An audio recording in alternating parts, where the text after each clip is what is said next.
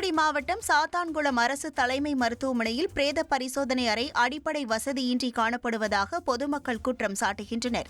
முட்செடிகள் நிறைந்த பாதையில் அமைந்துள்ள இந்த அறையில் குளிர்பதன பெட்டி இல்லாததால் இறந்தவர்களின் உடல்களை பாதுகாக்க வாடகைக்கு குளிர்பதன பெட்டி கொண்டு வரும் நிலை உள்ளது.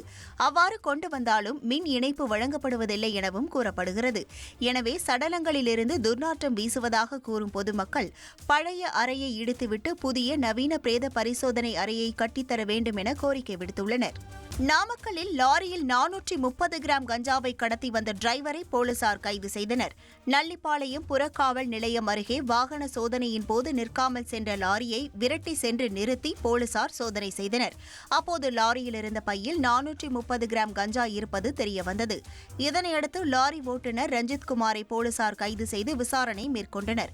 அப்போது அவர் மத்திய பிரதேசத்தில் இருந்து வெங்காய லோடு ஏற்றி வரும்போது கஞ்சாவை வாங்கி வந்தது தெரியவந்தது. திருப்பத்தூர் மாவட்டம் வாணியம்பாடி அருகே சிறுவன் புகைப்பிடித்த வீடியோவை சமூக வலைதளங்களில் பரப்பியது தொடர்பாக 2 ஆயுதப்படை காவலர்கள் பணியிடை நீக்கம் செய்யப்பட்டனர். இதுகுறித்து திருப்பத்தூர் மாவட்ட காவல் கண்காணிப்பாளர் ஸ்ரேயா குப்தா தலைமையிலான தனிப்படை போலீசார் வீடியோவை ரிலீஸ் செய்ததாக கல்லூரி மாணவரான அதுனான் என்பவரிடம் விசாரணை மேற்கொண்டனர். அதில் முன்விரோதம் காரணமாக ஒருவரை பழிவாங்க ஆயுதப்படை காவலர்களான அசாருதீன், திருப்பதி ஆகியோர் சிறுவன் புகைப்பிடித்த வீடியோவை வெளியிட வைத்ததாக வாக்குமூலம் அளித்தனர். இதன் அடிப்படையில் இருவரையும் பணியிடை நீக்கம் செய்து மாவட்ட காவல் கண்காணிப்பாளர் உத்தரவிட்டார். அதேபோல வீடியோவை ரிலீஸ் செய்த அதுனான் என்ற நபரையும் போலீசார் கைது செய்து விசாரணை செய்து வருகின்றனர்.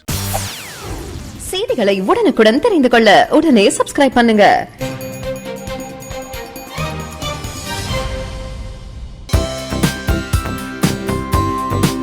தந்தி டிவியை உங்கள் கேபிள் டிவி ஆபரேட்டரிடம் இலவசமாக கேட்டு பெறுங்கள்.